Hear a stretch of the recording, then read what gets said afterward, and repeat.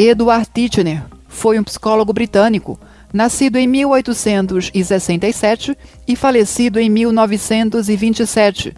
Foi um dos mais dedicados alunos de Willem Wundt, o pai da psicologia, que já estudamos no vídeo anterior. Após terminar o seu doutorado sob a orientação de Wundt, em 1892, Titchener mudou-se para Nova York para ensinar psicologia na Universidade de Cornell, na qual estabeleceu seu próprio laboratório de psicologia.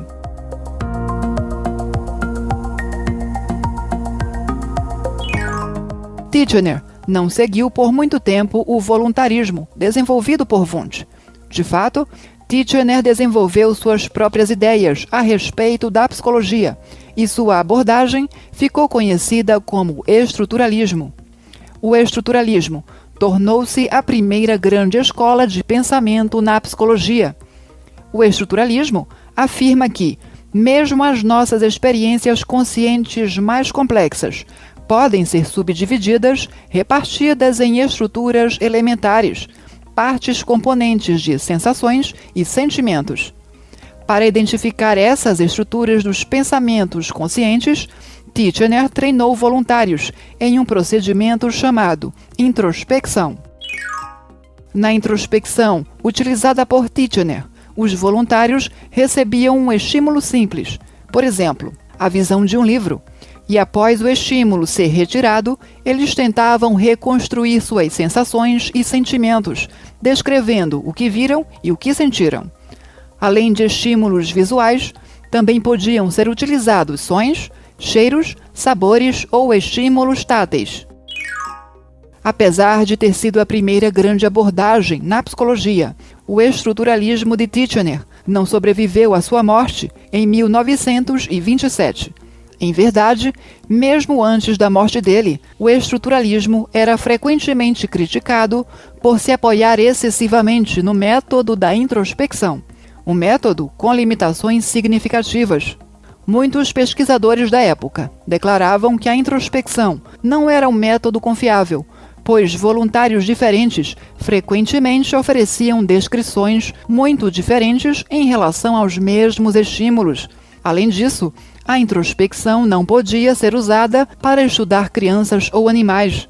Por fim, tópicos complexos como a aprendizagem, o desenvolvimento, a personalidade e os distúrbios mentais não podiam ser investigados pela introspecção.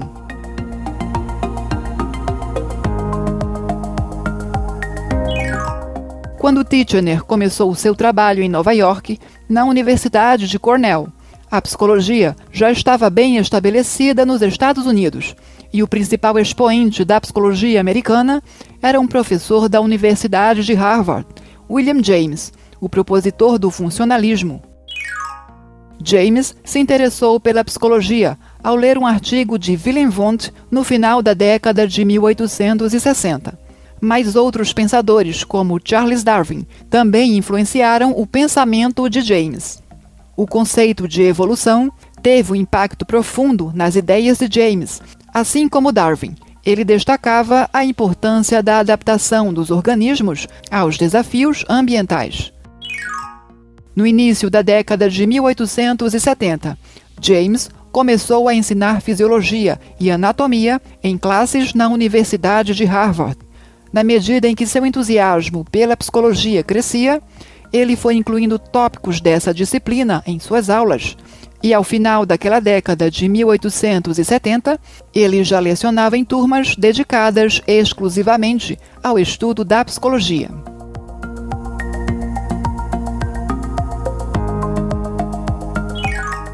Em 1890, James publicou sua grande obra Princípios de Psicologia, após mais de uma década de dedicação à escrita do livro. E apesar de ter mais de 1.400 páginas, Princípios de Psicologia rapidamente se tornou o principal livro-texto de psicologia na América. Na obra, James discutiu diversos tópicos como funcionamento cerebral, hábito, memória, sensação, percepção e emoção. E sua abordagem teve um profundo impacto no desenvolvimento da psicologia americana. Conhecida como funcionalismo, A nova abordagem psicológica destacava a importância de como as funções do comportamento permitiam às pessoas e aos animais adaptarem-se aos seus ambientes. Diferente do estruturalismo, que se limitava ao método da introspecção, o funcionalismo expandiu o escopo da pesquisa psicológica para incluir a observação direta dos seres vivos em seus ambientes. Os funcionalistas também analisavam como a psicologia poderia ser aplicada a áreas como a educação escolar, a educação da família e os ambientes de trabalho. Tanto o estruturalismo quanto o funcionalismo tinham um ponto em comum: o entendimento de que a psicologia deveria se dedicar ao estudo da experiência consciente. Mas estruturalistas e funcionalistas tinham ideias bem diferentes do que seria a consciência e de como ela deveria ser estudada. Se o estruturalismo tentava identificar as estruturas essenciais da consciência em um dado momento através da introspecção, por sua vez, o funcionalismo via a consciência como um fluxo ininterrupto de estados mentais que se modificam, um fluxo constante de conhecimentos, sentimentos, desejos e decisões que passam e repassam constantemente e constituem nossa vida mental, impossíveis de serem fragmentados. Na psicologia contemporânea, nem o estruturalismo, nem o funcionalismo existem mais como abordagens em uso, mas o estudo da importância adaptativa do comportamento e o uso da psicologia para aperfeiçoar o comportamento humano são legados do funcionalismo ainda presentes na psicologia moderna.